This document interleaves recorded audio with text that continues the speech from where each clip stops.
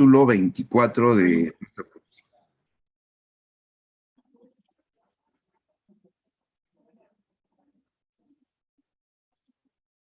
Buenos días, profesor.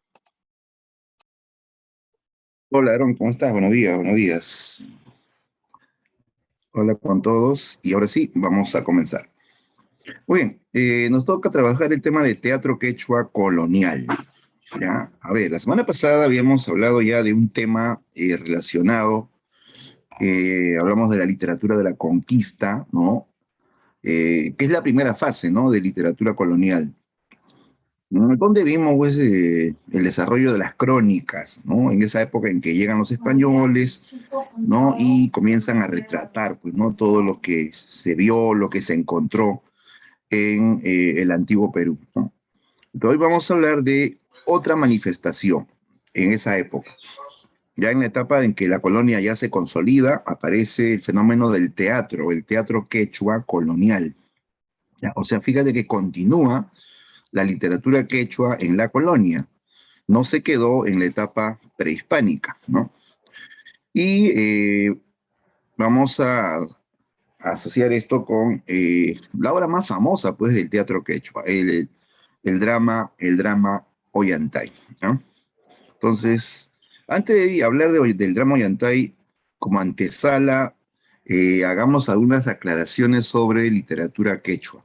Sí, profe, por favor.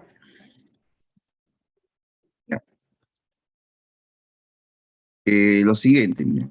Muchos piensan que literatura quechua, ¿no? Es solamente la literatura de la época incaica, ¿no? Cuando se ve el apogeo del imperio incaico, ¿no?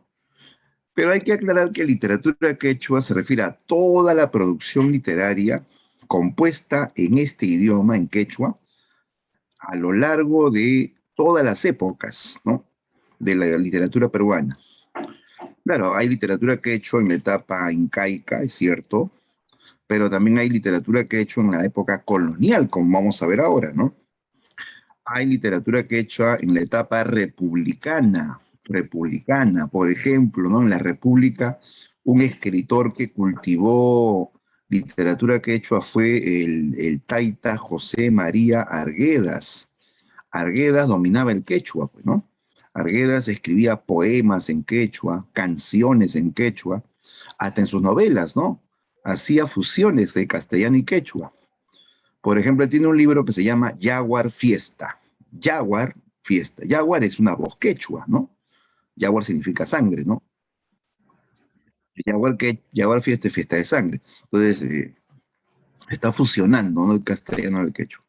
Y así, posteriormente aparecen otros autores que hablan y escriben en quechua, ¿no? Y hasta el día de hoy, pues, hasta el día de hoy existen creadores de literatura en lengua quechua. Hay novelistas, hay jóvenes poetas, ¿no? Que escriben en lengua quechua, ¿sí? Es más, no solamente en quechua, hay literatura en otras lenguas. Claro, hay literatura en aymara, ¿no? En lenguas amazónicas, en Shipibo, en Huitoto, en Bora, ¿no? Lo que pasa es que aquí en Lima no se conoce. Tú no lo vas a encontrar en ninguna librería aquí de la capital, no, sobre todo en esas grandes librerías. Te vas a Crisol, no encuentras esos libros. Esos libros circulan allá en forma local, ¿no? En su región, ¿no? ¿Ya? Porque no son consumidos, obviamente, por los lectores aquí en la capital, ¿no? Entonces, en resumen, la literatura peruana es muy heterogénea, ¿ya? Es muy heterogénea, muy diversa, muy pluricultural también.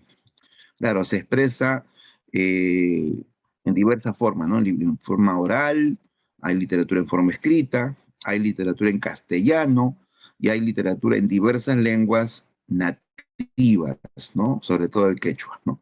Entonces, por todo eso se dice que la literatura peruana es heterogénea y pluricultural. ¿Listo? Bien, ahora sí vamos a adentrarnos en la literatura quechua. ¿Ya? Primero, la literatura quechua de la época prehispánica, ¿ya? O sea, antes que lleguen los españoles, ¿ya? La literatura de esta época prehispánica comprende el periodo de apogeo del imperio, ¿no? El apogeo del imperio incaico, ¿no? Hasta que llegan los españoles, ¿no? ¿Cuándo llegaron los españoles al Perú? Ahí por la historia, llegaron al Perú en 1532, ¿sí o no? Claro, y en ese año capturan Atahualpa, pues, ¿no? Y se derribaron el imperio de los incas. Entonces, hasta ese periodo, ¿no? Abarca esta época, desde el apogeo del incanato hasta que llegan los españoles, ¿no? Bien, ¿cómo era la literatura en esta época prehispánica? O también le puedes llamar incaica, ¿no? En esta época tuvimos escritura, chicos. En el Perú había, o en la época incaica, pues no había escritura. De repente alguien me dice, profesor, los quipus. Los quipus eran un tipo de alfabeto que permitía transmitir historias, conversaciones. No, ¿verdad? Los quipus eran una forma de, digamos, de llevar cuentas, de contabilizar cosas o fechas, pero no había pues la idea de ser un medio verbal, lingüístico, ¿no? Claro, entonces no había, pues no había escritura, por lo tanto la literatura de esta época, ajá, como dice Arián, era oral, ¿sí? Era oral, así. La literatura de este periodo es 100% oral. Ya, pero aparte de eso, es una literatura que refleja, ¿no? La cosmovisión del hombre del antiguo Perú. Cosmovisión, ya empezamos con las características, ¿no? Cosmovisión es la visión particular del mundo, ¿ya? Es la visión que tiene un pueblo acerca del mundo. ¿Cómo era la cosmovisión de esta época? Era una cosmovisión mágico-religiosa, una visión mítica, ¿no? Sobrenatural, ¿no? Claro, para ellos, por ejemplo, a ver, avanzando un poquito, para ellos existían tres mundos, ¿no? El Hanan Pacha, ¿no? El Kai Pacha y el Uku Pacha, ¿sí? Lo hemos escuchado seguramente en historia, ¿no? ¿Qué era el Hanan Pacha? El Hanan Pacha era el mundo de arriba, ¿no? De arriba, donde estaban sus dioses principales, ¿no? Huiracocha, el Inti, Mamaquilla, que es la luna, Iyapa es el rayo, ¿no? ¿No? Y donde se decía que se iban también las almas virtuosas, ¿no? De los humanos, ¿no? El Hanan Pacha, ¿no? ¿Qué era el Kai Pacha? Kai significa acá, ¿no? O aquí, ¿no? O sea, Kai Pacha es el mundo terrenal, ¿no? El mundo creado por los dioses, donde está pues la naturaleza, los seres humanos, los animales, ¿no? Eres el Kai Pacha, ¿no? Y el Uku Pacha, ¿qué era Uku Pacha? A ver quién lo dice. Uku Pacha, ¿no?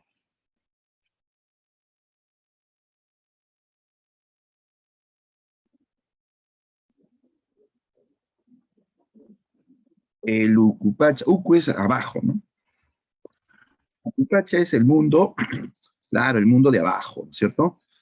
Que básicamente se entiende como el mundo de los muertos, el mundo de los muertos, donde existía un dios de la muerte llamado Supai, Supai, el dios de la muerte, ¿no? Que luego sería considerado un demonio, ¿no? Cuando ya vienen los españoles, ¿no? Ahí se iban, pues, o ahí estaban también la serie de seres sobrenaturales, los jarjachas, la serpiente de dos cabezas, el amaru, que era una serpiente gigante, ¿no? También se iban, dice, las almas de los niños eh, que nacían muertos, ¿no? También ahí se iban los niños no natos, ¿no? ¿Ya? Eh, y bueno, dice que estos tres mundos estaban conectados. Por eso que en la tierra podían aparecer esos seres fabulosos, ¿no? Podían aparecer esos espíritus demoníacos, podían aparecer esos jarjachas, ¿no? Esas cabezas voladoras, ¿no? Por eso que los hombres de la tierra podían ver eso, porque estos seres del Ucupacha podían entrar al Caipacha a través de cuevas, de ciertos manantiales, ciertos ríos, ¿no? Ciertos agujeros, ¿no? Entonces, por eso que hay un montón de creencias, pues, ¿no? En el mundo andino, porque se conecta, ¿no? El Ucupacha con el Caipacha y con el Anampacha, ¿no? Bien, entonces, esa es la cosmovisión, una visión, pues, mágica, mítica, ¿no? Basada en creencias, ¿no? De ahí que ellos, pues, divinizaron todo lo que les rodeaba, ¿no? Ellos tenían una creencia de que toda la naturaleza era divina. ¿Cómo se llama esto, chicos? Esta creencia de pensar de que toda la naturaleza es divina. Tiene un nombre, ¿no?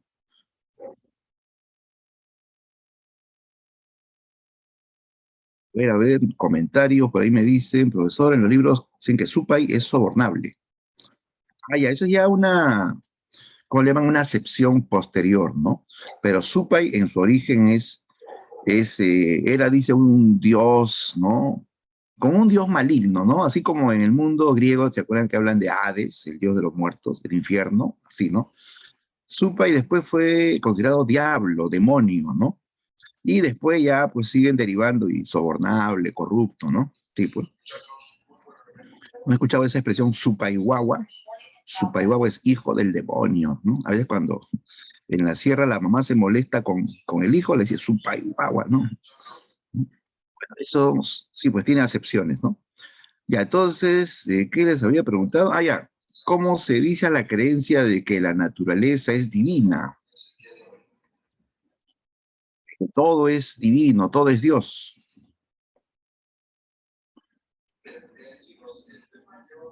Alguien, a eso se llama como bien harían, panteísta, correcto, panteísta. Los incas fueron panteístas, divinizaron todo. Pan es todo, pues. Teísta viene de teo, teo es Dios, ¿no? Todo es divino, todo es digno de adoración. Por eso adoraban al sol, a la luna, al rayo, adoraban a los cerros, adoraban a la tierra, sobre todo la tierra en general, ¿no? ¿Cómo le llaman a la tierra? ¿Cómo le llamaban en ese antiguo Perú? Bueno, hasta ahora también, ¿ah? A la tierra, ¿no? La Pachamama, ¿no? La Pachamama, ¿no? Claro, la madre tierra. Fíjate, le decían madre tierra, y a la madre, pues chicos, se le respeta, ¿no? Se le protege, y así ellos lo veían, pues, ¿no? La tierra era una diosa a la cual había que venerar, había que respetar y proteger, ¿no? Por eso que ellos protegen la tierra, cuidan el agua, la tierra, no la contaminan, ¿no? Otros la contaminan más bien, ¿no? Entonces, la tierra era una divinidad muy importante para ellos, ¿no? Y así adoraban a ciertos animales, ¿no? Tú sabes, ¿no? Al puma, a la serpiente, ¿no? El halcón, ¿no? Adoraban a los muertos también, ¿no? Entonces, esa es la visión mítica del hombre andino, ¿no? De que todo es divino y que hay pues una serie de seres sobrenaturales que los rodean, ¿no? Bien, en eso se va a basar, chicos, la literatura quechua prehispánica, en esta visión mágico-religiosa del mundo, ¿no? Ya, ¿qué más? Esta literatura prehispánica es anónima, ¿ya? Es totalmente anónima. No se conocen autores de obras de ese periodo, ¿no? Si lo preguntamos, ¿quién es el autor del mito de Huiracocha? No se sabe. ¿Quién es el autor de la leyenda del Titicaca? No se sabe. ¿Quién compuso los arawis, los poemas quechuas? No se sabe. Todo es anónimo. Ahora, ojo, ¿por qué es anónimo? El anonimato está ligado al espíritu colectivo de la sociedad incaica. Espíritu colectivo quiere decir que todo, todo le pertenece a la comunidad, le pertenece al ayllu, al pueblo, ¿ya? ¿Sí? Y todo se realiza en forma grupal, ¿no? Por ejemplo, los trabajos, ¿no? En esa época los trabajos, la agricultura, que es la base, ¿no? Se hacía en forma grupal, ¿no? ¿Sí? Las danzas eran grupales, las canciones eran grupales, la poesía era grupal, ¿sí? Todo trabajo incluso era grupal. En esa época, si tú te ibas a casar, todos los vecinos te ayudaban a hacer tu casa, fíjate. ¿Por qué? Porque tienen un espíritu colectivo, todos todos colaboran, ¿sí? Entonces, igual, la literatura se impregna de ese espíritu, ¿no? La literatura va a ser colectiva, es una creación grupal, ¿no? De tal modo que cuando se compone un mito, un poema, se dice esa creación es del Ayllu, es del pueblo, no es de uno en especial, ¿no? No interesa ahí el nombre propio.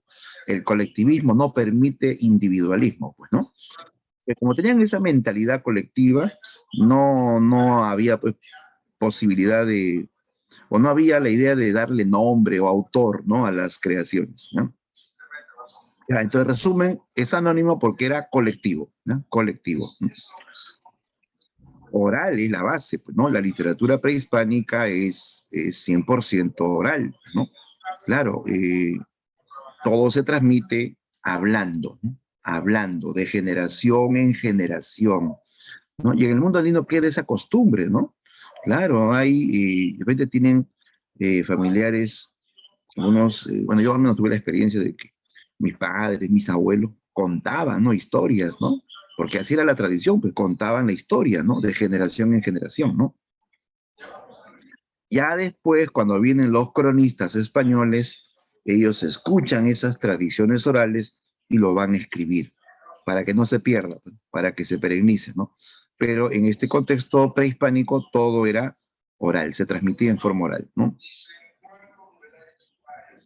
Otra característica, la literatura prehispánica fue clasista, perdón, agrarista, ¿no? Agrarista.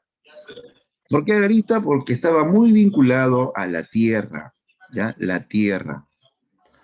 ¿Sí? Ya sabemos que la tierra era muy importante para ellos. Era una diosa, ¿no? Era una diosa.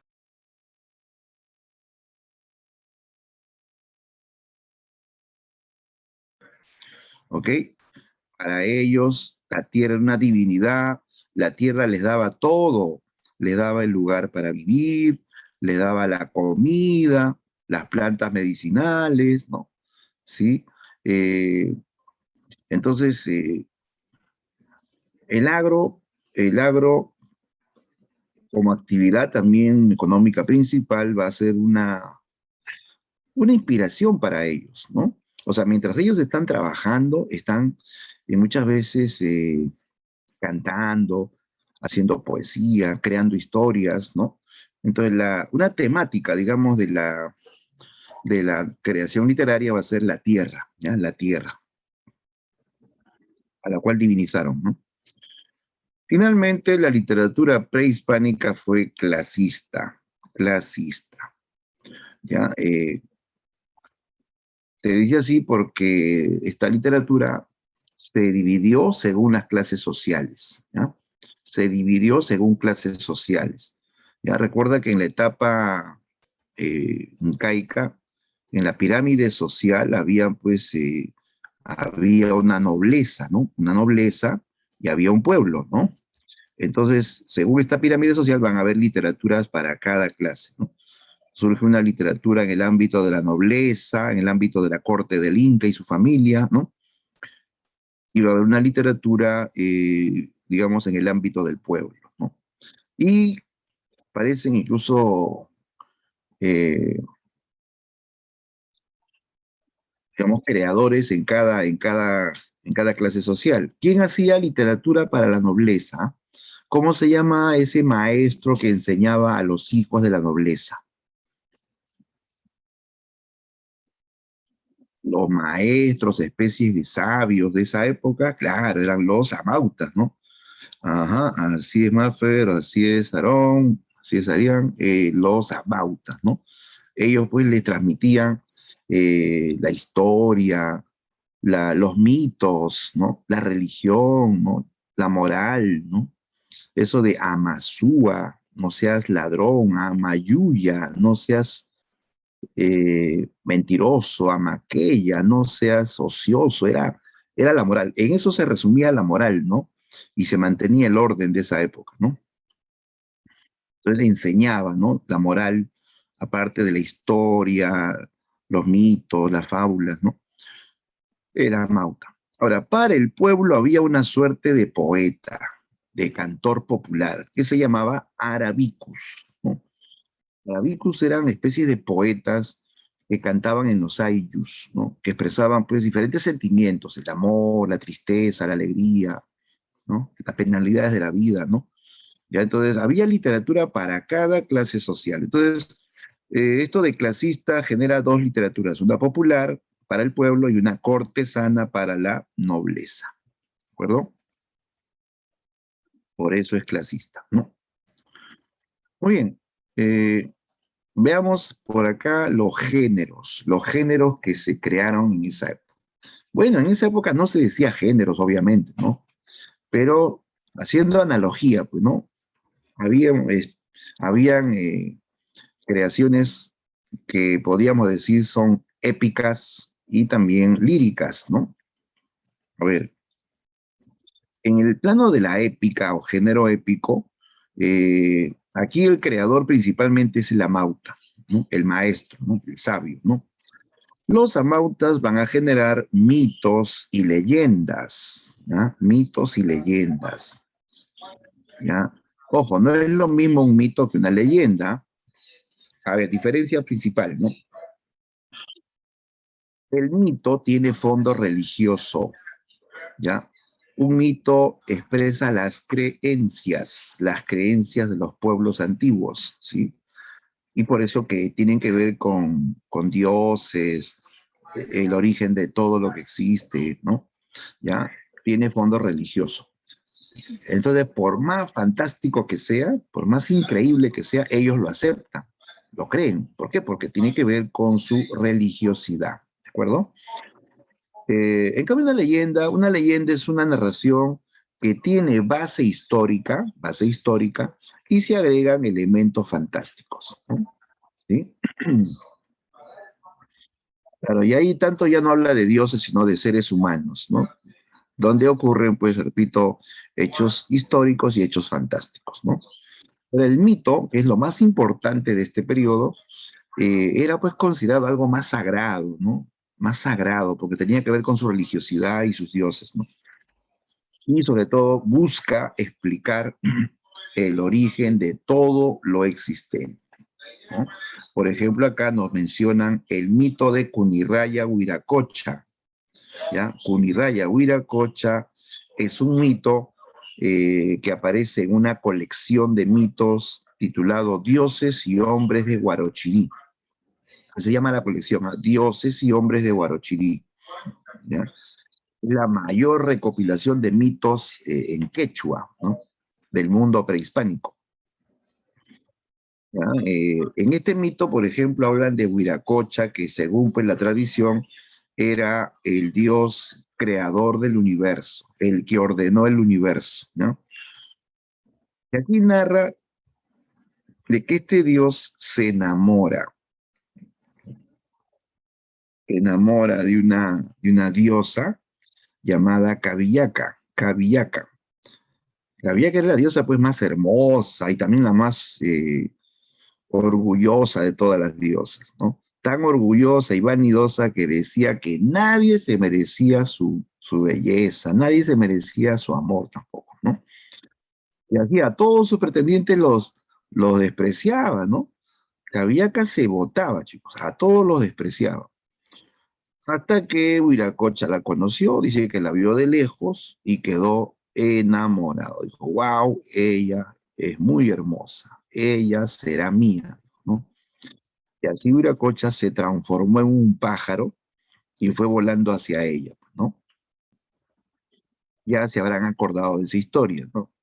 Huiracocha luego se posa en un árbol de lúcumas, la diosa está descansando al pie del árbol, Huiracocha, convertido en pájaro, deposita su simiente o su semen en una lúcuma y lo hace caer, ¿no? Cabillaca ve la fruta madura y se lo come, ¿no? Sin saber que se estaba comiendo la simiente de Huiracocha, ¿no? Ya pues pasan los meses y le crece el vientre, ¿no? Le crece el vientre. Y ella se asusta, pues, ¿no? Y ella dice, estoy embarazada, pero ¿cómo? Si yo no he estado con ningún hombre. No, así no vale. Era una virgen embarazada, ¿no? Ya después, pues, ya nace una niña, ¿no? Y ella pues no sabe quién es el padre, ¿no? Sospecha, ¿no? Que ha sido un dios que la ha fecundado, ¿no? Sin que ella se dé cuenta, ¿no? Entonces, cuando ya la niña tiene más o menos un año, ya gatea, ¿no? Ella mandó llamar a todos sus pretendientes, ¿no? Todos los dioses, los huacas, decían, los huacas eran los dioses, ¿no? Para elegir esposo y padre para su hija, ¿no? Ya, pues mandó llamar a todos sus pretendientes diciendo que se iba a casar con uno de ellos. Entonces todos van, pues, ¿no? Todos van con sus mejores trajes, así, trajes resplandecientes, como de oro, con brazaletes, con coronas, ¿no? Y también va Huiracocha, pues, pero con una facha de pordiosero, pues, el más indigno, así todo andrajoso y hasta piojoso, rascándose la cabeza, ¿no? Llega, pues, entre todos los dioses, ¿no? Y todo el mundo lo despreciaba, fuera de aquí, más allá, piojoso, le decían, ¿no? Lo humillaban a Huiracocha, ¿no? Ya pues, aparece la diosa Cabillaca cargando a su hija y les dice, poderosos huacas, uno de ustedes sembró su semilla en mí. Ya ha nacido esta niña, ¿no? Mi hija va a gatear y a quien se le acerque es porque él es su padre y con él me casaré, ¿no? Y así pues puso a la niña en el suelo y ella comenzó a gatear. ¿Y a quién eligió la niña? Padre, pues que era Huiracocha, ¿no? Pero que era pues el más indigno de todos los pretendientes con su facha de pordiosero, ¿no? La niña se acercó a él y pidió que le cargue, ¿no? Huiracocha contento, pues la cargó, ¿no? Él estaba feliz, en cambio Cabillaca, ella estaba pues avergonzadísima, ella gritó, no, no puede ser, he tenido la hija de un pordiosero, de un piojoso, ¿no? Me quiero morir, dijo, ¿no? Dice que fue hacia él y le quitó la niña. Deja a la niña, piojoso, tú no puedes ser el padre, le dijo, ¿no? Le quitó la niña y comenzó a escaparse con la niña. Viracocha, ¿no? Ya no soporta pues, tanto desprecio, ¿no? Así que él retoma su apariencia real, se transforma en lo que realmente es él, ¿no? Un dios poderoso. Dice que de pronto aparece él ya transformado en un apuesto mancebo, alto, atlético, con traje de oro, con un traje de oro que brillaba tanto que todos los demás dioses se asustan y se van volando, ¿no? ¿Ya? Y él le llama, Cabillaca, voltea, mírame, mírame cómo soy, mírame para que me quieras, le dice, ¿no? Pero Cabillaca, la orgullosa, no volteaba y seguía huyendo hasta desaparecer. Entonces, Huiracocha la va a buscar, comienza la búsqueda. La buscó por cielo y por tierra, ¿no? Viracocha baja a la tierra, ¿no? Y va preguntando en el camino, ¿no? Dice que le preguntaba a los animales si habían visto a una mujer y a su hija, ¿no? Algunos animales le ayudaron, otros le desanimaron, ¿no? Por ejemplo, dice que lo desanima eh, el zorrillo. Le dice, no, ya se fue, ya nunca lo vas a encontrar, dice, ¿no? Abandona tu búsqueda. Sigue Viracocha, se amarga con el zorrillo y lo castiga. Le dice, por haberme desalentado, tú serás despreciado por los seres humanos, vivirás escondido y de tu cuerpo saldrán olores fétidos, por eso te despreciarán, ¿no? Y desde ese momento los zorrillos se volvieron apestosos y vivían escondidos, ¿no? Y así también castigó a la serpiente, que viviría arrastrándose, mordiendo el polvo, ¿no? Castigó a las cotorras, igual porque les animaron, pues. Dijeron, ustedes serán bulliciosas y siempre las botarán de las chacras, ¿no? En cambio, premió a los animales que le ayudaron. Premió al puma, premió al cóndor, al halcón, porque ellos sí le ayudaron, sí lo animaban y lo ayudaban, lo guiaban, ¿no? Entonces, ustedes serán animales sagrados. A ustedes los humanos los van a respetar, les van a hacer fiesta, decía, ¿no? Ya, pues con la ayuda del puma, del cóndor y el halcón, Wiracocha se enteró que Cabillaca se dirigía hacia la costa, hacia el mar, ¿no? Ya pues dice que él va hacia el mar, pero cuando llega es demasiado tarde.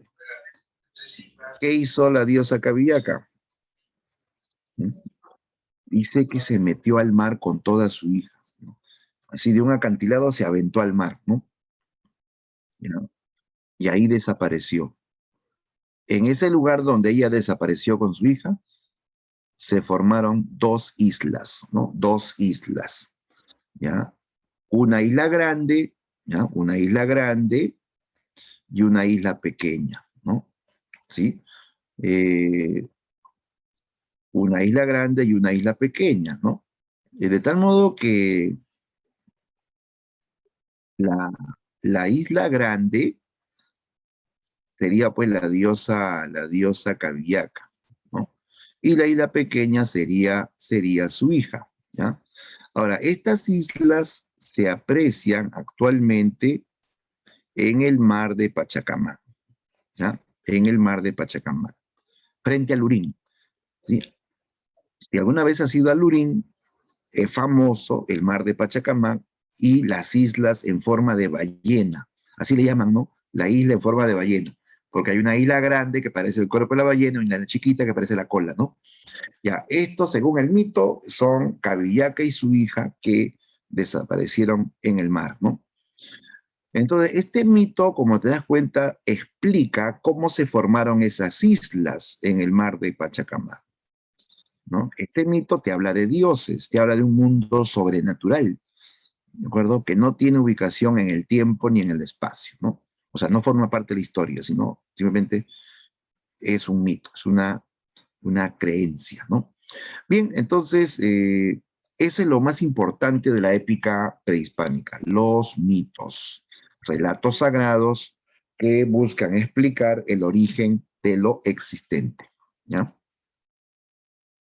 Bien, también en esta época vamos a encontrar obras líricas en el género lírico, o sea, lo que comúnmente llamamos poesía, ¿no? Poesía.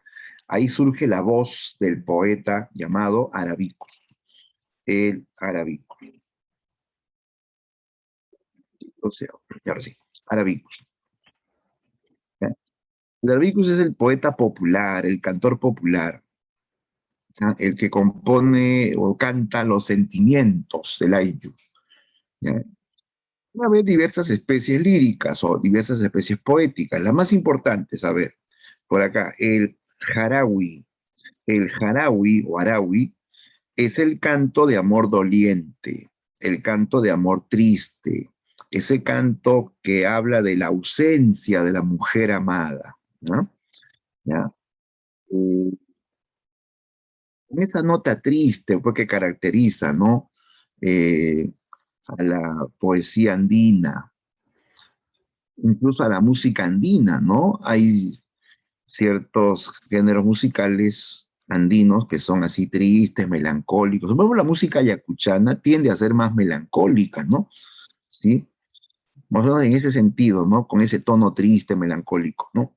Eh, ya, ahora, lo importante, miren, lo importante del Arawi es que esta especie va a dar paso a una nueva especie poética en castellano, ¿ya? Del Arawi surge el Yarabí, ¿ya? El Yarabí, que ya no está en quechua. El Yarabí es un canto de amor en castellano. Es un canto de amor en castellano. Es un canto ya mestizo. ¿Por qué? Porque está escrito en castellano, pero con sentimiento andino, con sentimiento indígena, ¿ya? El Yarabí, que se convierte en un canto muy popular ya en la etapa colonial, desde la colonia y hasta el día de hoy se cantan yarabíes en Arequipa, en el Cusco también, ¿no? Y después viene un poeta que le aumenta el nivel, el poeta de los yarabíes. ¿Quién es el poeta de los yarabíes, jóvenes? ¿Quién es el poeta que compuso los yarabíes, no? Ah, correcto, Ramitos, muy bien, así es, Adrián. Melgar, ¿no? Mariano Melgar de Arequipa. Melgar capta ese yarabí popular y le aumenta el nivel. Ya hablaremos en un tema aparte de los yarabíes de Melgar. Pero ojo, no olviden que del araui surgió el yarabí, ¿ya? Que es un canto de amor, pero ya en castellano, ¿ya? En castellano. Bien. ¿Qué más? El otro canto es el arau, el haiji, haiji. El haiji es un canto más oficial, digamos. Se hace esto en épocas de fiestas, más ceremonial. Es un canto que expresa alegría, es jubiloso, o sea, es alegre, ya no es triste, es jubiloso, alegre y solemne, ¿no? Esto mayormente se entonaba para alabar a los dioses en fiestas religiosas, o alabar también a los héroes, a los caudillos, a los guerreros valerosos, ¿no? ¿Ya? Entonces, como tenía un tono de alabanza, esto nos recuerda a la oda, ¿ya? El hayi es equivalente a la oda, ¿ya? Pero en quechua, ¿no? El hayi sería una oda en quechua, porque tiene un tono de alabanza, de admiración, ya sea por los dioses, por los héroes, ¿no? O también el hayi se cantaba en los tiempos de cosecha, en los tiempos de cosecha. Claro, cuando ellos cosechaban, estaban contentos, pues, ¿no? Trabajaban cantando, chicos. Así era antes, ¿no? La gente trabajaba cantando, ¿no? Trabajaba feliz. ¿Por qué? Porque la tierra les había dado, pues, bastante comida. Incluso después del trabajo, ¿qué cosa había? Después del trabajo había una gran fiesta. Celebraban, ¿no? Eh, la gran producción, ¿no? Entonces, el hayi siempre es alegre, es un canto alegre, es un canto eh, que tiene diferentes temas, puede ser religioso, puede ser agrícola, puede ser guerrero, ¿no? Pero siempre, siempre un tono así jubiloso y de alabanza, ¿no? De alabanza. Por eso es equivalente a la oda, a la oda. Hay otras especies más. Por ejemplo, podríamos citar, aparte de esto, otra especie también muy difundida era el huanca. Huanca. ¿Ya? El huanca es un poema que expresa dolor por la muerte, ¿ya? Por la muerte, ¿ok? O sea, la pérdida de un ser querido, ¿no? Generaba tristeza, dolor, ¿no? Y esos cantos de dolor por la muerte de un ser querido se llamaban huancas, ¿ya? Comparable a la elegía, ¿no? La elegía en castellano, ¿sí? Bien, entonces, esas son algunas especies poéticas que se crearon en la etapa prehispánica, ¿no? Prehispánica. Bien, entonces destacó el género épico a través de los mitos principalmente y lírico a través de especies de poemas o cantos. Todo es oral, ¿eh? Todo se transmitía en forma oral, ¿no? Muy bien, vamos a continuar. Ya, esto ya lo vimos, la cosmovisión, ahí está la mamapacha, la pachamama, ¿no? La tierra. Y ahora sí, vamos al punto central de la clase. Hablar de el teatro quechua colonial, ¿ya? El fenómeno del teatro quechua colonial.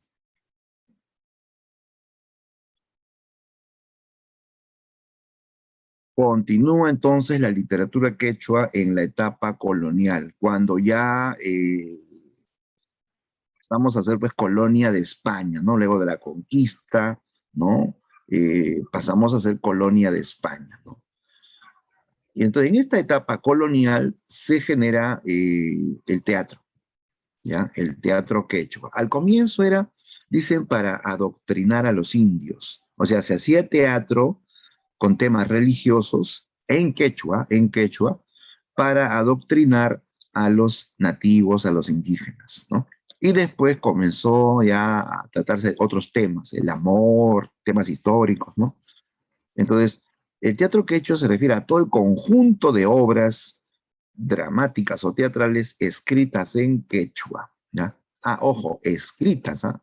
escritas en quechua, ya no es oral. Ya en esta etapa, ya el quechua tiene escritura. Entonces ya aparecen textos escritos para teatro, ¿no?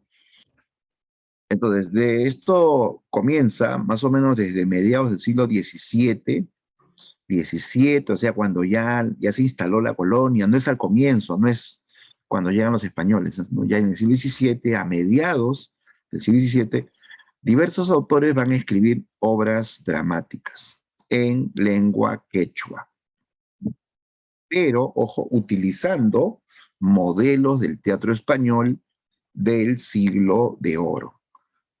Lógico, ¿no? Éramos colonia de España. Y cuando una es colonia, pues se rige a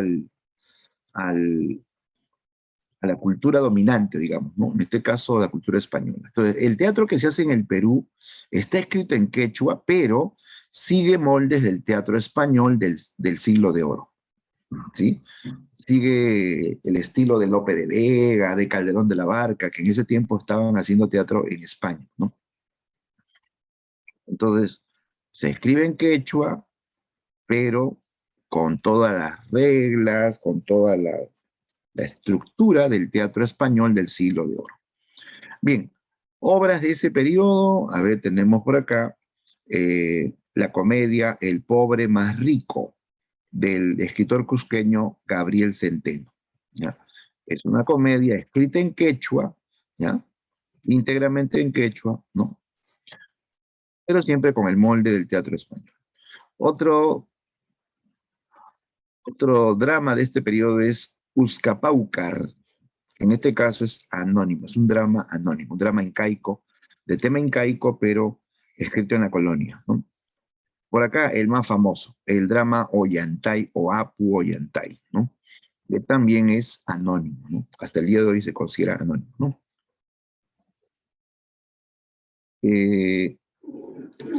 Y por acá tenemos otro texto dramático, El hijo pródigo. El hijo pródigo del escritor cusqueño Juan Espinosa y Medrano, ¿ya? Juan Espinosa y Medrano escribe El hijo pródigo, que es una historia bíblica, ¿sí? Es una historia bíblica.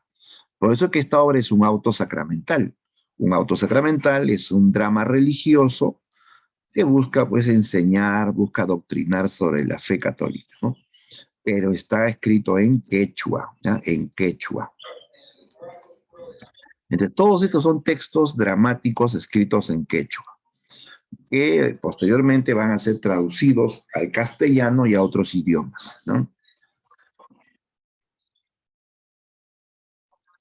Bien, vamos al punto central, que es hablar del drama Ollantay, ¿ya? El drama Ollantay. A ver, sobre esta obra, chicos, han habido una serie de debates, de discusiones acerca de su origen. Durante mucho tiempo, ¿no? Se habló de una discusión sobre el origen, ¿no? Algunos decían esta obra es incaica, otros decían es española, otros dijeron es una obra mestiza, ¿no? Ese fue el gran debate, ¿no? El origen de Ollantay. A eso le llaman también la cuestión Ollantay. Así como hay cuestión homérica, existe una cuestión Ollantay.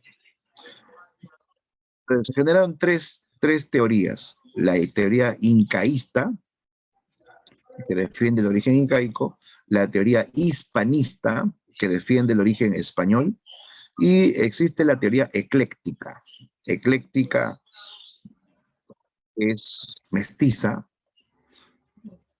ecléctica significa intermedia, ¿ya? Es la que más se acepta hasta el día de hoy, ¿no? La teoría ecléctica, que plantea que Ollantay tiene origen en una leyenda incaica que va a ser captada en etapa colonial y llevada a teatro con forma del teatro español, ¿no? ¿Sí? Es la teoría más lógica, pues, ¿no? Ollantay fue una leyenda que se contaba en forma oral de generación en generación hasta que en la etapa colonial se le da forma teatral con toda la estructura, con todo el esqueleto del teatro español del siglo de oro, ¿no? Bien, entonces, ¿qué decimos de Ollantay? Actualmente es un drama quechua que se escribió en la etapa colonial, ¿ya? Es un drama quechua escrito en la etapa colonial. Por acá, a ver, veamos los datos, ¿no? Veamos los datos en este cuadro. Ya. Primero que Ollantay pertenece al género dramático. Claro, esta obra fue escrita para ser representada teatralmente, ¿ya? Se puede leer, se puede contar, pero esto se escribió para ser visto en un teatro, ¿ya? La obra originalmente está escrita en verso, ¿ya? Como era común pues en el teatro español, en verso. Es más, el verso predominante aquí es el octosílabo. ¿De dónde es el verso octosílabo? Este verso es españolísimo, ¿ya? Es el verso típico de la literatura española, ¿no? Y lo usaban Lope de Vega, lo usaban Calderón de la Barca en el teatro español, ¿no? Y entonces, en verso con métrica octosílaba y rima consonante, rima perfecta, ¿no? Entonces, género dramático, por acá, especie drama, no es tragedia, no es comedia, es un drama. Entonces, que el drama es una fusión de tragedia más comedia, ¿no? Entonces, por eso se dice drama, drama. El autor, el autor de Ollantay, bueno, hasta el día de hoy se dice anónimo, ¿no? Pero se especula, ¿no?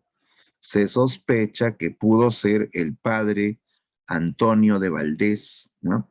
Que era un cura cusqueño, que probablemente captó la leyenda y la llevó a teatro. Escribió una pieza teatral para teatro. Hay un escrito, pues, ¿no? Así dialogado, como es en el teatro, puro diálogo, y que lleva la firma de este sacerdote. Dice, escrito por Antonio de Valdés, ¿no? Pero después se han encontrado otros textos semejantes, firmados por otras personas. De ahí comenzó pues la duda, ¿será él el autor original del drama Ollantay? Entonces queda la duda, eh, y por el momento se considera que él fue el primer copista, o le hace la copia, ¿no? La copia de un original que es anónimo, ¿ya? De un original que es anónimo. Entonces, eh, se sigue considerando el texto anónimo y Antonio Valdés es considerado por el momento el primer copista. Así como el mío, sí, ¿se acuerdan? El mío, sí, es anónimo y tiene un copista, ¿no? Perabat hizo la primera copia del mío, sí, y eso es lo que se conserva, ¿no? Igual aquí, ¿no? Igual aquí.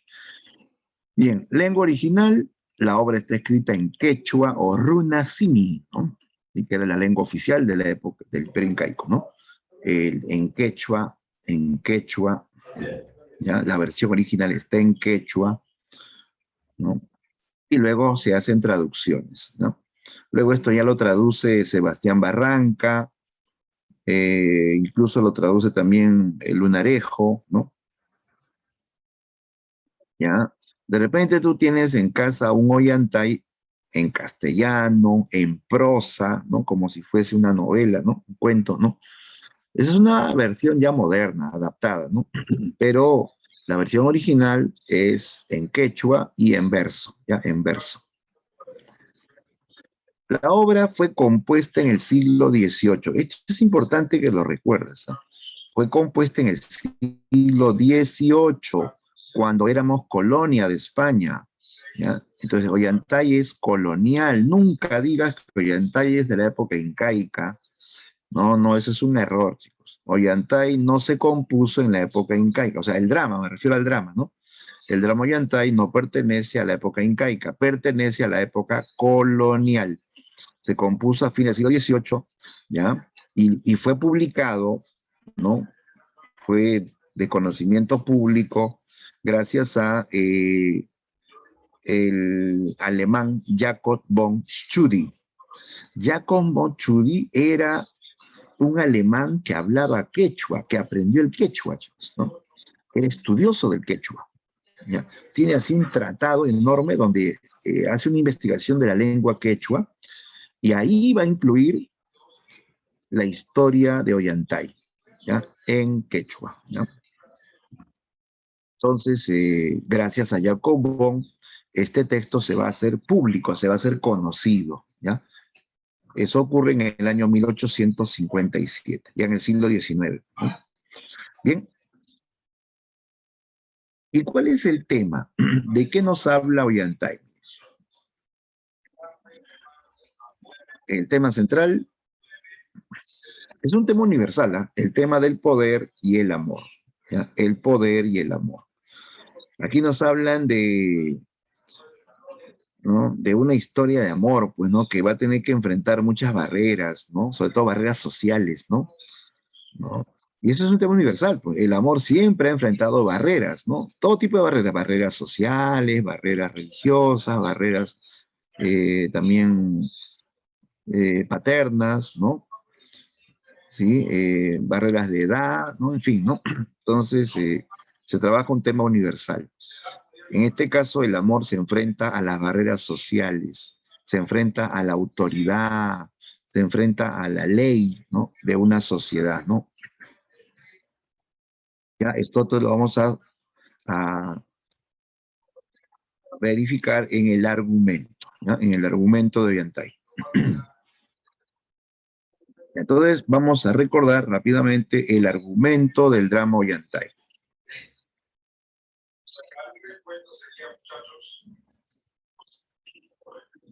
Ya, esto nos lleva pues a la época incaica, ¿no? Ollantay tiene un tema incaico, eso no se puede negar. El tema sí es incaico, pero la obra fue compuesta en la etapa colonial. Le decimos drama quechua colonial, ¿correcto? Veamos el argumento.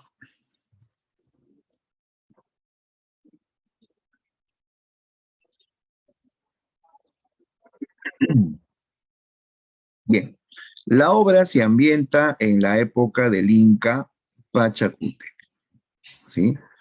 Él representa el poder, él representa la ley, hasta es considerado hijo del dios Sol, ¿no? ¿Ya?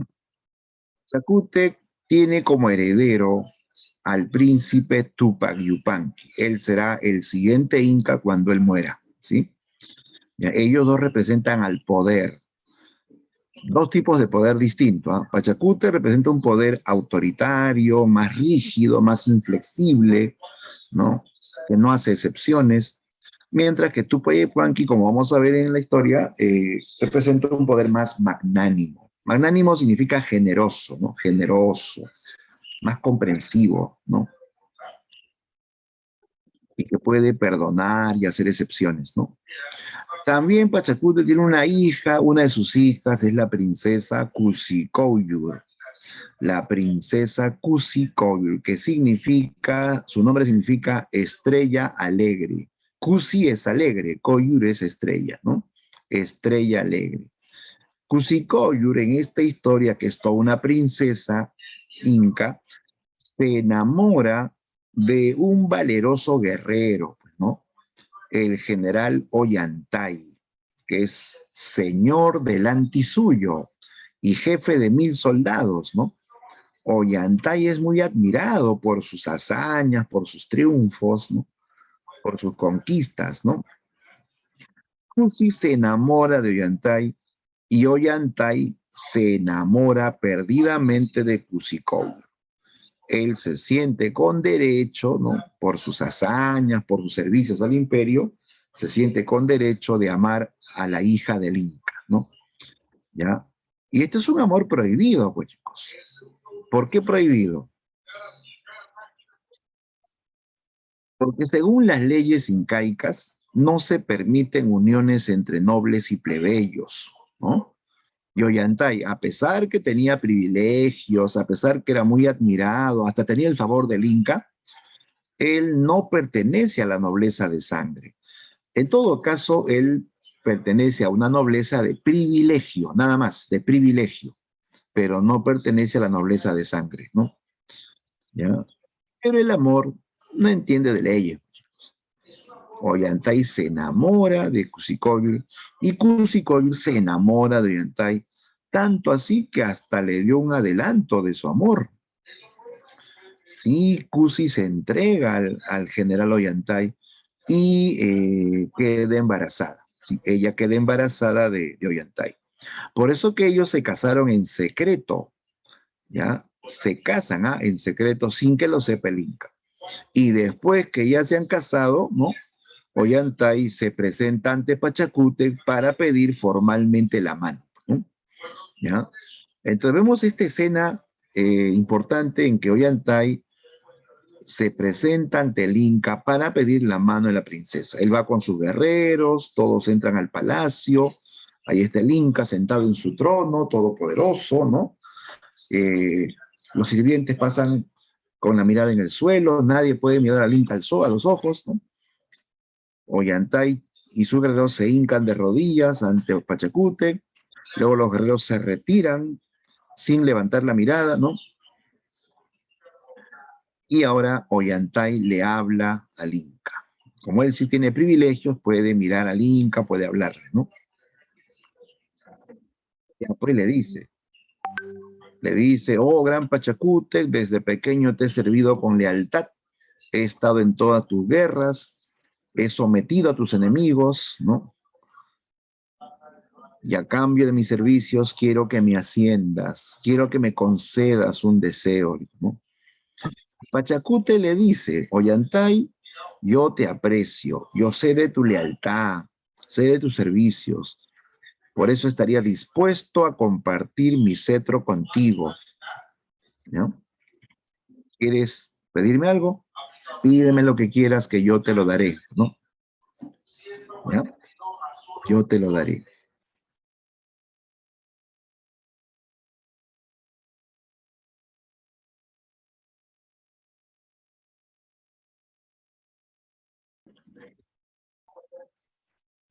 Entonces, Pachacútec le da luz verde, ¿no? Pídeme lo que quieras. Entonces Ollantay le dice, yo quiero a tu hija Kusicoyo, concédeme a tu hija, ¿no? Cuando Pachacútec le escuchó, dice que su rostro de, de complacencia pues cambió, ¿no? Se enojó, se le frunció el ceño y le dijo, ¿qué has dicho? Repite que no escuché bien, ¿no? Y Ollantay repite, ¿no? Yo solo quiero a tu hija Kusicoyo, ¿no? El Inca se levanta de su asiento asadazo y le grita, no, pides demasiado, no te la daré, ¿acaso has perdido el juicio? Recuerda quién eres, eres plebeyo y te quedarás así, ¿no? Te atrevas a mirar tan alto, no te atrevas a violar la ley, ¿no? Pachacútec lo rechaza, ¿no? Y entonces le dice, entonces, ¿para qué vivir sin Kusicoyo? Manda que me quiten la vida, ¿no? Y Pachacútec le dice, no, tú tampoco decides eso, eso lo decidirán los dioses. Ollantay, vete, no me mires más a los ojos y vete de aquí, ¿no? Y así Ollantay fue echado del palacio del Inca. Él se va pues así humillado, regresa al antisuyo, le cuenta a sus amigos que el Inca lo ha despreciado porque él es un plebeyo, ¿no? Poco después llega al antisuyo un personaje gracioso, el ciervo Piquichaqui, ¿ya? Que hace el papel de ciervo gracioso. Ah, por cierto, el personaje gracioso también es un elemento del teatro español, ¿no? Esto lo inventó Lope de Vega en el siglo de oro español. Que aparece el gracioso Piquichaqui que llega corriendo ante Ollantay y le dice, señor, señor, malas noticias. Y Ollantay dice, ¿qué pasa, fiel amigo Piquichaqui? ¿Qué noticias me traes? ¿No? ¿Visto a mi amada Kusicoyo? Dice, ¿no? Dice, no, señor, el Inca la ha desaparecido, la ha castigado, porque ya se enteró de todo. El Inca ya sabe que la princesa está encinta, que está embarazada, que ya se enteró de todo y está furioso, la ha castigado, la ha encerrado en un templo y ha enviado 1000 hombres para capturarlo, señor. Ahora, ¿qué va a hacer? ¿Cómo se atrevió a tocar a la princesa? Usted debió estar endemoniado, señor, le dice, ¿no? Y entonces le dice, calla, Piquichaki, ¿tú qué sabes, no? Y él le dice, yo solo sé que el Inca lo va a matar, ¿no? Pero Ollantay, al enterarse de que Pachacútec ha encerrado a su hija en un templo y ha enviado un ejército contra él, entonces Ollantay decide rebelarse, ¿no? Ahí comienza la rebelión de Ollantay, pues, ¿no? Levanta a su gente delante suyo y declara al Inca y al Cusco como sus enemigos, ¿no? Y así comienza pues una larga guerra, ¿no? Una guerra que duró más de 10 años, ¿ah? Más de 10 años. Mientras tanto, la princesa va a ser pues atormentada en un templo el llamado Akyawasi, ¿ya? En el Akyawasi, pero no va como Akya, ¿no? Ella va como prisionera, va a estar en un calabozo, una prisión dentro del Akyawasi. Dentro del Akyawasi, dentro de su prisión, Kusikoyu tendrá a su hija. Nace este fruto del amor prohibido, ¿no? Una niña llamada Imazuma, Imazuma, que significa qué bella, ¿no? Qué bella, ¿no? ¿Ya? Kusi le pone el nombre, pero al poco tiempo de nacida le quitaron a su hija, ¿sí? Le quitaron a su hija. Y Kusikoyo se queda sufriendo, pues es la víctima, ¿no? De los tormentos, en una prisión, sufre hambre, sufre frío, la han separado de su amado Ollantay, ahora le quitan a su hija, ¿no? Es la parte conmovedora de la historia, ¿no? El sufrimiento de Kusikoyo en una prisión, ¿no? Mientras tanto, nuestro amigo Ollantay sigue luchando, su rebelión se extiende, ¿no? Se extiende, ¿no? Él se apodera de una fortaleza que lleva su nombre, el Ollantaytambo, ¿no? Ollantaytambo. Desde ahí continúa la resistencia contra el imperio, ¿no? Bien, pasa el tiempo y Pachacútec muere y lo reemplaza en el mando su hijo, Tupac Yupanqui. Él continúa el gobierno y la guerra, ¿no? Tupac Yupanqui envía a su general Rumiñahui, ¿ya? Rumiñahui, con la orden de capturar al rebelde, ¿ya? Ya Rumiñahui había sido derrotado antes por Ollantay, por eso que ahora le dan una nueva oportunidad, ¿ya? Entonces, en esta escena aparecerá Rumiñahui, que es un general conocido por su astucia, ¿no? ¿Ya? ¿Ya? Él va a planear la captura de Ollantay. ¿Ya? Rumiñahui se pone a pensar, pues, ¿cómo captura Ollantay? Ollantay lucha como un puma y tiene una fortaleza que no se puede traspasar, ¿no? Entonces se le ocurrió al astuto Rumiñahui una trampa, ¿no? Un engaño, ¿no? Sé que lleva su ejército cerca de la fortaleza, esconde al ejército y él solo se presenta ante Ollantay fingiendo ser una víctima del nuevo Inca, ¿no? Rumiñahui se presenta mal herido, para que le crean que es una víctima, se presenta mal herido, ¿no? Rumiñahui asimismo pues se azotó, con un cuchillo se hizo cortes en el cuerpo, se rompió la cabeza con una piedra y así malherido, sangrando, llegó a las puertas del Ollantaytambo. ¿Quién anda ahí? Dijeron los guardias.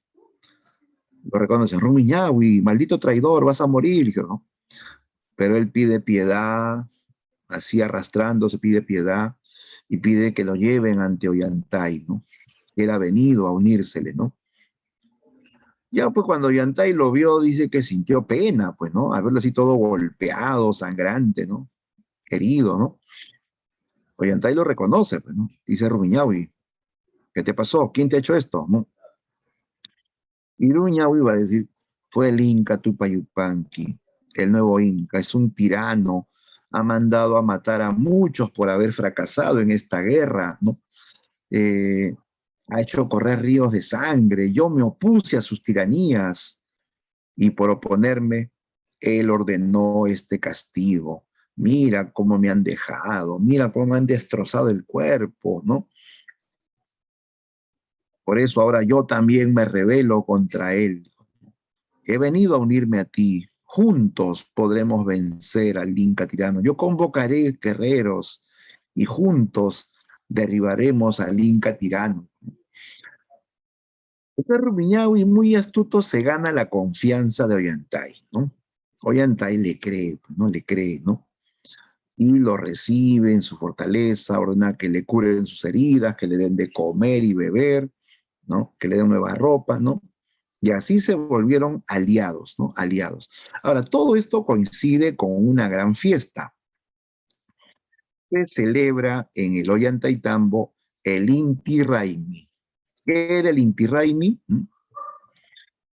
El Inti Raymi o fiesta del sol, ¿no? Fiesta en honor al sol, ¿no? Una fiesta que dura varios días, ¿no? Una fiesta religiosa que termina con fiesta, ¿no? Fiesta, fiesta, ¿no? Entonces, aquí Rumiñahui aprovecha, pues, ¿no? Dice que Rumiñahui se encargaba de repartir esos licores espirituosos que bebían eh, ¿no? En ese tiempo, ¿no? Esa chicha de jora bien fermentada, mezclada con hojas de coca, con ayahuasca, imagínate, estuvieron celebrando 3 días, celebrando, bebiendo 3 días. Al tercer día, todos estaban dormidos, pero embriagados, borrachos. El ejército borracho, los lugartenientes borrachos. Ollantay estaba borracho, hasta Piquichaqui estaba borracho. Dice que andaba tambaleándose, agarrándose de la pared, ¿no? Amenazando con tumbarse el imperio incaico. Borracho, ¿no? Llega un momento en que todos duermen. Ahí Rumiñahui aprovecha. Sin que nadie lo vea, él abre las puertas de la fortaleza y da la orden para que entre el ejército imperial, ¿no? Entran las tropas imperiales y aplastan a los rebeldes, ¿no? Y capturan a Ollantay y a sus lugartenientes, ¿no? Y cayó Ollantay con una trampa de Rumiñahui. Jóvenes, ¿a qué historia nos recuerda esta escena de abrir la fortaleza por dentro, entra el ejército y ganan, ¿no? ¿A qué historia nos recuerda? ¿Quién lo dice?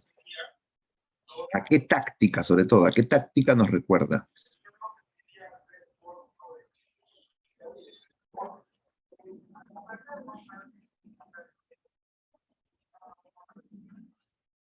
¿Están ahí o ya se fueron, chicos? A ver, como no veo la pantalla, voy a hacer que me haya quedado solo, ¿ah?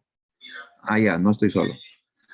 Ajá, Sebastián nos dice la del caballo de Troya. Exacto, ¿no?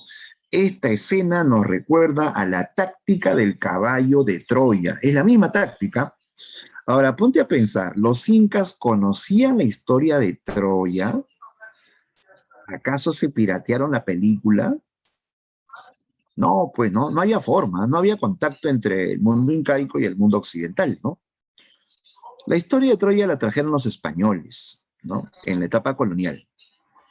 Por eso que como Ollantay es una obra colonial, hay esta escena, ¿no? Que es análoga a la historia del caballo de Troya, ¿no?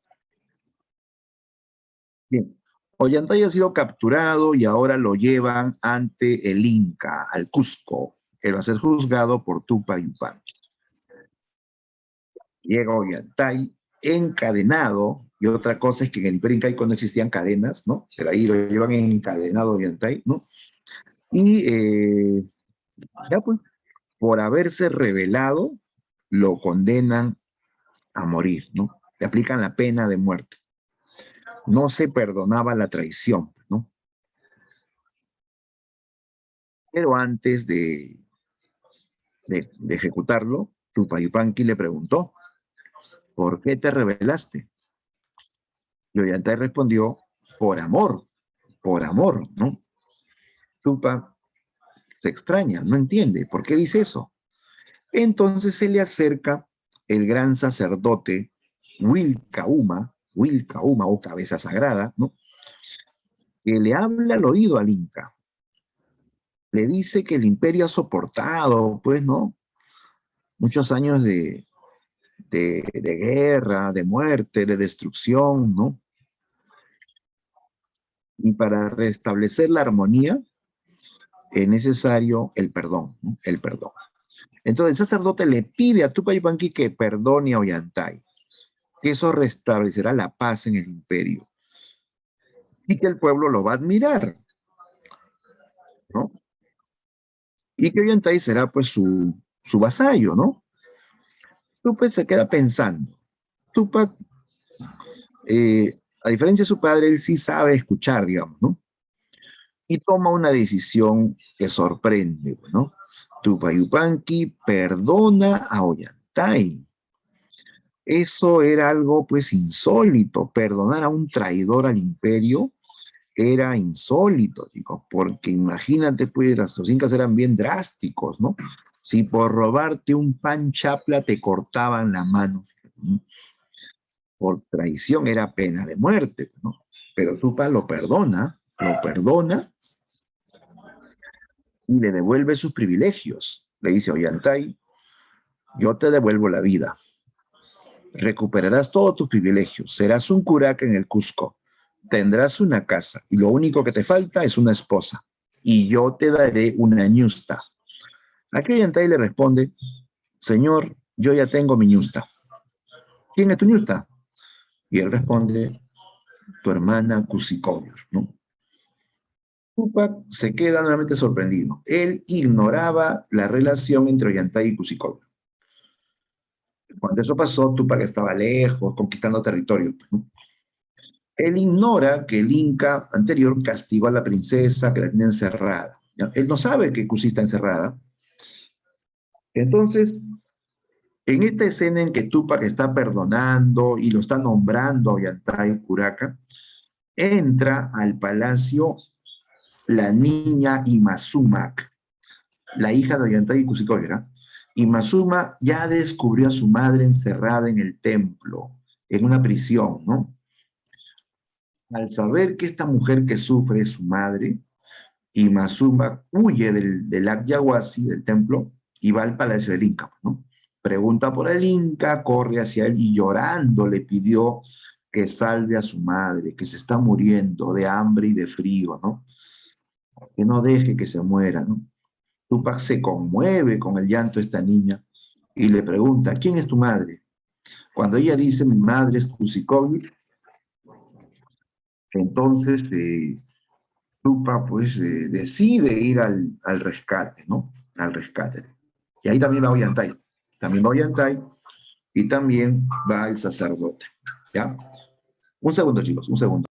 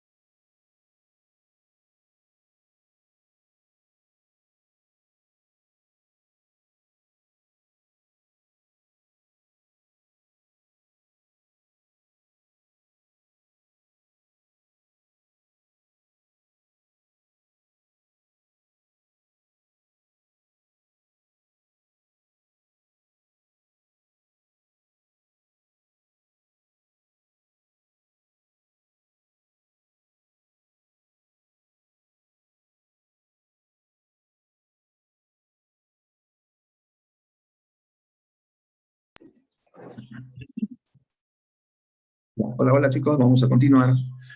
Disculpen la interrupción. Vamos a seguir. Ya, entonces, se va a producir ahora el rescate de Kusikov. ¿Ya? Todos van al Yaguasi, el Link ordena que liberen a la princesa Kusikov, ¿no? Y así pues salen las Aryas trayendo a la princesa de los brazos, que ella está pues muy débil, así medio moribunda, ¿no? ¿No? Y Ollantay pues la ve y la reconoce, ¿no? Él exclama, mi amada Kusikov, y ella también pues al oírlo le ve y dice que por fin ha terminado su larga espera, ¿no? Ya, pero ellos, a pesar que se han encontrado, no pueden, pues, ¿no? Juntarse, ¿no? Porque estaba prohibido, pues, ¿no? Por la ley. Pero ante la sorpresa de todos, Tupac Yupanqui permite, ¿no? Permite la unión de Ollantay y Kusikov. Él le dice, Ollantay, eres afortunado. Hoy recuperaste la vida y ahora recuperarás a tu esposa. Te ordeno que vivas con ella. Hazla feliz. Vive también con esta niña hermosa, Imazuma, que desde hoy será la niña de mis ojos. Tupac, como te das cuenta, es el Inca generoso, el Inca magnánimo, pues, ¿no? Que perdona y al final permite la unión del guerrero, el plebeyo y la princesa. O sea, Ollantay tiene un final feliz, ¿no? Un final feliz. Ahora, este final feliz, ojo, no es, pues, digamos, realista tampoco, ¿eh? A ver, si nos ubicamos en el contexto incaico verdadero, ¿sería posible que un inca permita la unión de un plebeyo y una princesa? No, pues no, los incas eran bien clasistas en ese sentido, ¿no? Los nobles se casaban entre nobles, no importaba incluso si eran parientes o no, ¿no? Entre nobles, ¿no? Y entonces este final, pues es un final ficticio, un final feliz, que viene como herencia del teatro español del siglo de oro también, donde, por ejemplo, en Fuente Ovejuna hay un monarca, ¿no? El rey Fernando, que perdona al pueblo a pesar de su rebelión, ¿no? Y el desenlace pues resulta feliz también, ¿no? Y entonces Ollantay, por tanto, es un drama quechua que se escribió en la etapa colonial, ¿no? Con moldes del teatro hispano. ¿Listo? Muy bien. Visto esto, ahora sí vamos a desarrollar, chicos, la práctica. ¿Ya? A ver, todos con su material, vamos a hacer la práctica dirigida, ¿no?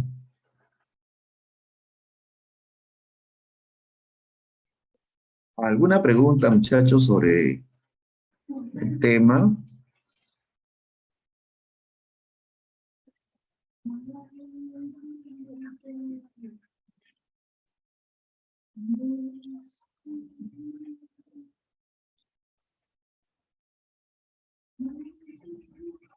Este tema que hemos visto, ojo, que es un tema universal, ¿no? El amor en este caso se ha enfrentado a las barreras sociales, ¿no? Una pregunta, ¿actualmente existen barreras sociales en el amor? ¿Existen o no existen barreras sociales? ¿Ya no? Mm, a ver, supongamos a ver que una chica, pues así, una familia más o menos acomodada, una familia de clase media, digamos, ¿no? Se enamora de un chico que es muy pobre, ¿no? Imagínate que es un chico a ver, eh, no tiene, no tiene nada, pues no tiene estudio, no tiene fortuna, ¿no? Y le diga a su mamá y a su papá, mamá, me he enamorado de ese chico que trabaja en el camión de basura, que es basurero. Estoy enamorado, enamorada, es guapísimo, es gracioso. A ver, ¿qué crees que digan papá y mamá? Ya, hijita, cásate nomás. No, no. Siempre hay esas cosas, no eso de la barrera social, ¿no? Sino de que el futuro, que la estabilidad económica. Siempre hay, chicos, ¿ah? A algunos, de repente, a unos no les importa, pero a la mayoría sí le importa. O sea, sí hay barreras sociales, ¿ah? Hasta ahora hay barreras sociales, o también barreras legales, barreras de edad, ¿no? De creencias también, ¿no? Entonces siempre el amor ha tenido que enfrentar barreras, ¿ya?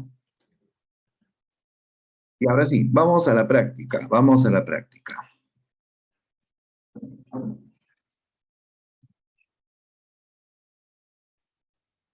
¿Dónde está mi práctica? Acá está. Ya, listo. Todos con el material, tema 24. Ya, a ver, comenzamos, ¿ah? Comenzamos la solución. 1. En el drama Ollantay es el personaje que astutamente engañó a Ollantay, mientras que es el personaje que por su benevolencia logra perdonarlo y así reunificar al incanato. A ver, dos espacios. Fíjate en el contexto y lanza la clave.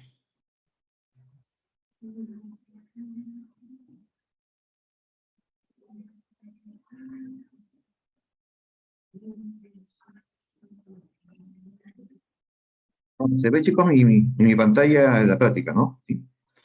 No voy a hacer que no esté conforme. Si no, allá, listo. Ya, entonces, ¿cuál sería la clave en la 1? A ver, los leo, me dicen la D. La D, todos dicen la D. Veamos. Rumiñahui es el astuto, correcto. Tupac es el que perdona, ¿no? Correcto. Claro, muy bien, ¿ah? La clave es la D de dedo, ¿ah? Entonces, marcamos. Por aquí, clave D. Rumiñahui, Tupac y Pac. Dos. Con respecto a la literatura peruana, marque la alternativa que completa correctamente el siguiente enunciado. La literatura peruana es heterogénea y pluricultural porque incluye obras. Esto lo dijimos al comienzo, ¿ah? ¿Por qué la literatura peruana es heterogénea y pluricultural?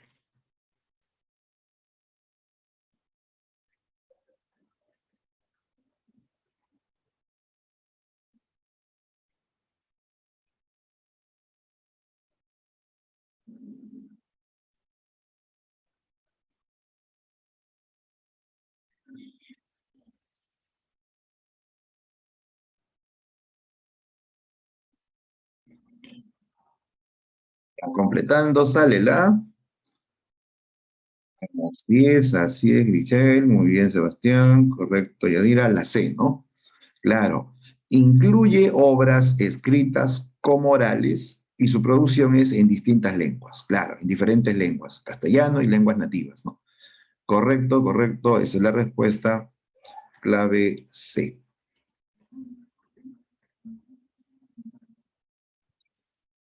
Ya, 2, la C.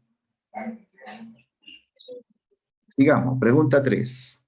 Vamos a la pregunta 3. Lea el siguiente fragmento y complete con la alternativa adecuada.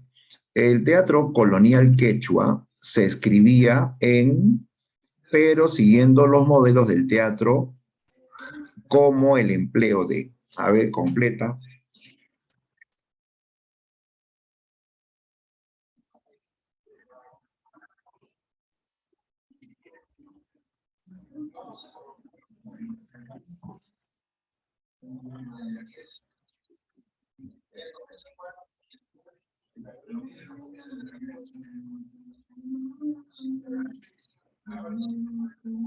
A ver, clave correcta, me dicen la C. A ver, en quechua, ¿no? Claro, se escribe en quechua con moldes del teatro del siglo de oro, por ejemplo, emplea el verso octosílabo. Correcto, muy bien, es la clave, la C.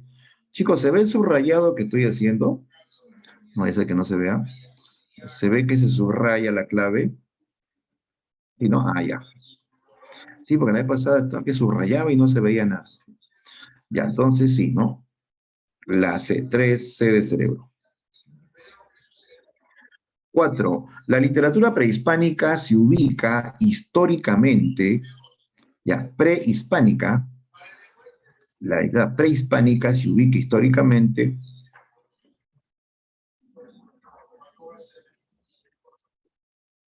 es lógico, el mismo nombre lo dice, prehispánica es antes que lleguen los españoles, ¿correcto?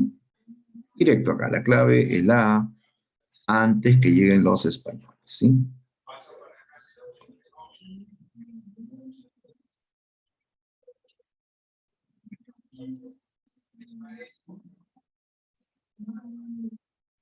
Entonces, subrayamos ahí la A de avión. Ya sigo. Pregunta 5. Los mitos y leyendas andinos se crean principalmente ¿en qué periodo, no? Los mitos.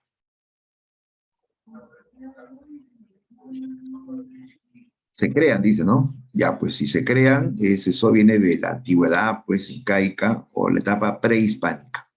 Claro que después, ya en la etapa colonial, se recopilan y se escriben, ¿no? Pero la creación original fue en la época, en la época prehispánica. Acá, ¿no? La clave es la época prehispánica, ¿no? Periodo prehispánico. Letra A. 6. Pregunta 6. Marque la opción que completa correctamente el siguiente enunciado sobre Ollantay. En cuanto a los ejes temáticos de este drama, podemos afirmar que mueve a Ollantay a enfrentarse al poder imperial. Mueve a Ollantay a enfrentarse. ¿Qué lo mueve a Ollantay a rebelarse? La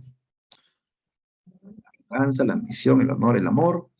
Ya sabemos que a Ollantay lo mueve el amor, ¿no? Como el Inca prohibió la relación y castiga, ¿no? Los castiga a los dos, Ollantay se revela, movido por el amor a Cusicó, ¿no?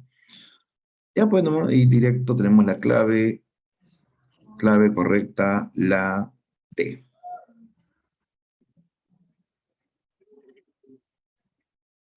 Pregunta 7. En relación al argumento del drama quechua Ollantay, marque la alternativa que contenga las afirmaciones correctas. Veamos las correctas. Antonio Valdés fue el autor de este drama colonial. Bueno, chicos, no está comprobado al 100%. Vas a encontrar, de repente, investigando que algunos dicen que sí, no, él es el autor, pero no está comprobado al 100%, ¿no? Es un presunto autor, ¿ya? Entonces, no se puede afirmar así de manera categórica. Wilcauma y Rumiñahui logran representar el poder antagónico. Wilcauma es el sacerdote, Rumiñahui es el general del imperio, logran representar el poder antagónico. A ver, a ver.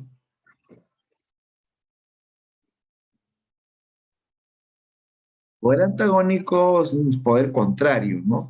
Como que son rivales, ¿no es cierto?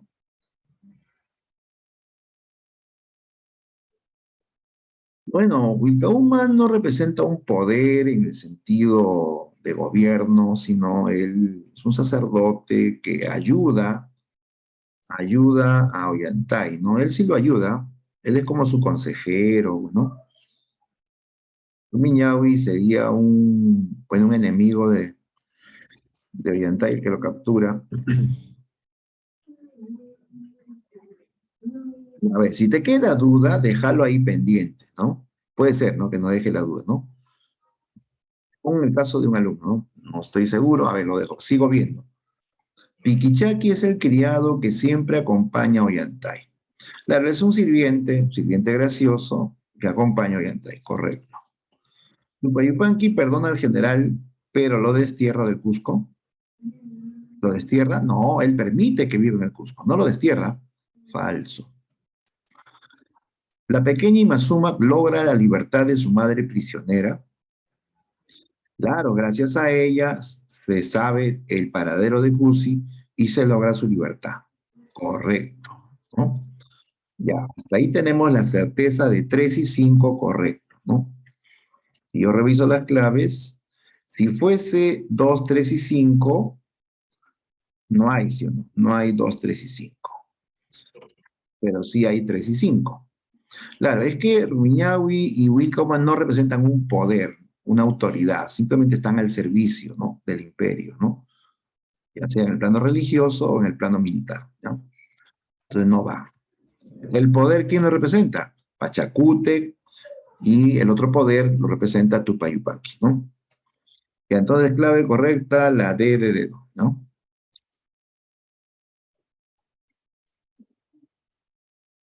Entonces, ahí está, clave D.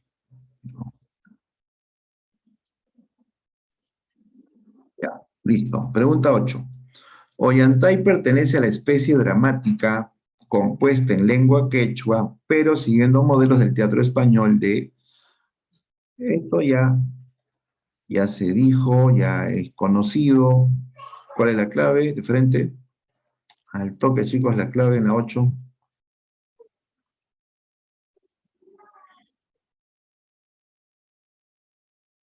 ¿No? Correcto. Ajá, bien, bien, Giselle, correcto, chicos, todos dicen la C. Esa es la respuesta, pues. Drama y tiene influencia del teatro español de la Edad de Oro o Siglo de Oro, que es lo mismo, lo mismo. 9. Con respecto a Yantai, marque la alternativa que contiene la relación correcta entre personaje y su respectivo rol. Ah, ya, relación, a ver. ¿Quién es Rumiñahui? Rumiñahui, por acá, ¿no? Él es el general, ¿no? Que captura a Ollantay. Acá, uno con E. Imazuma, Imazuma es la hija, ¿no? La hija de Kusikoyo y Ollantay.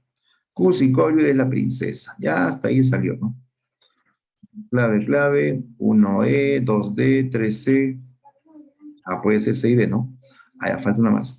Pachacute. Pachacute sería el inca autoritario, inflexible.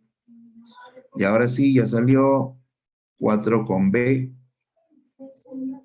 Ya, listo. Clave correcta. Cerebro.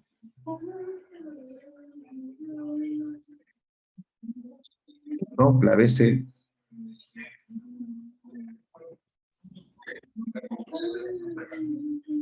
Y la pregunta 10. A ver, terminamos con la 10. El drama quechua Ollantay presenta el estilo del teatro del siglo de oro español y gira en relación al... Ah, ya, y el tema, te piden el tema. Su copista es... Copista, el que hizo la primera copia. Clave final.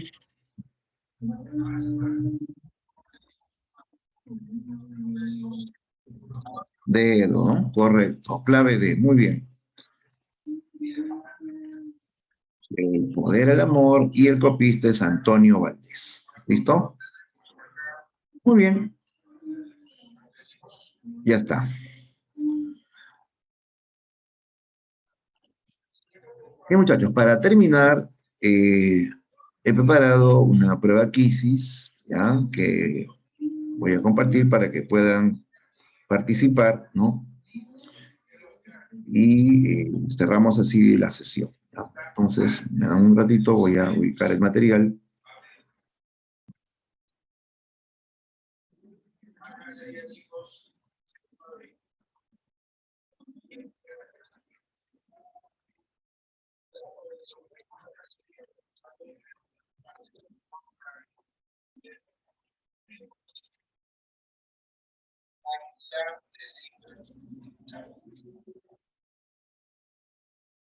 ¿Ya? ¿Listos para el quizzes?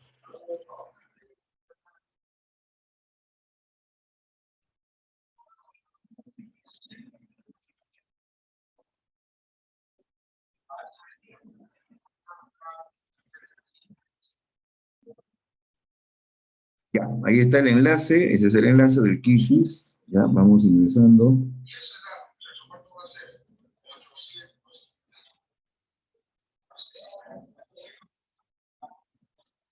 Ya, si hay algún inconveniente me avisan para volver a enviar el enlace, si es que se les va la señal.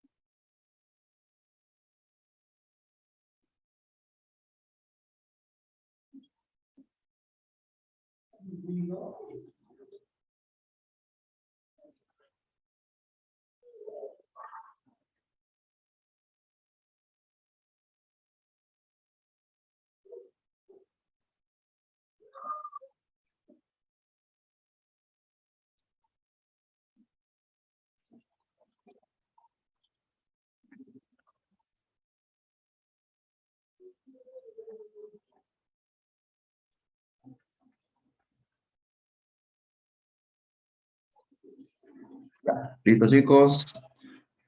¿Alguien más? Esperamos un ratito y empezamos, ¿ya?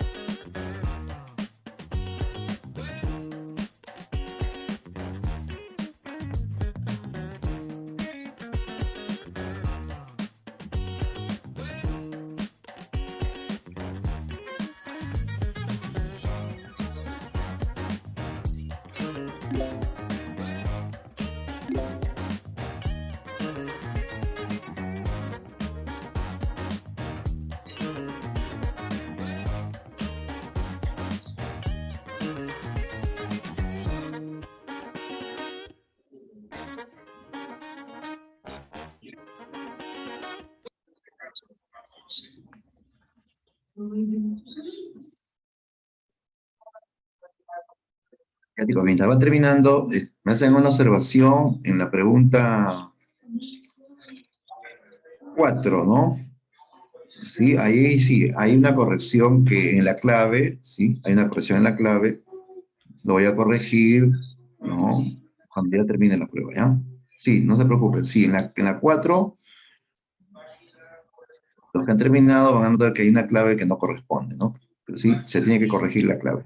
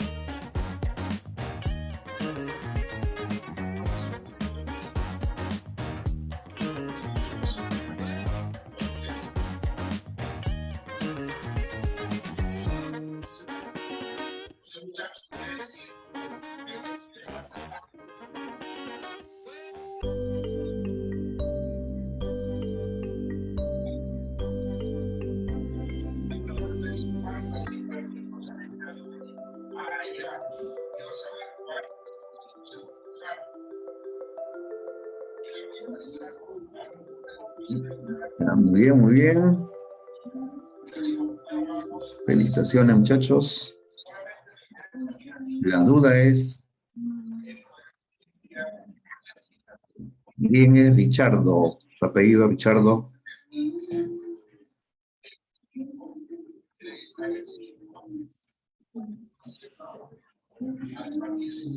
Ah, ya, Torreblanca. Ah, ya. Muy bien, felicitaciones, Torreblanca. Muy bien, muy bien. Ya, listo. Entonces, hay una corrección, chicos, en la pregunta 4, ¿no? Ahí la clave es dramático, drama, ¿no? Como ya se había visto en la explicación, ¿no? Ya, sí, por ahí por error se marcó teatro, tragedia, ¿no? La respuesta correcta es dramático, drama, ¿ya? No hay problema, eso se corrige. Bien, chicos, con esto estamos ya cerrando nuestra sesión, ¿ya?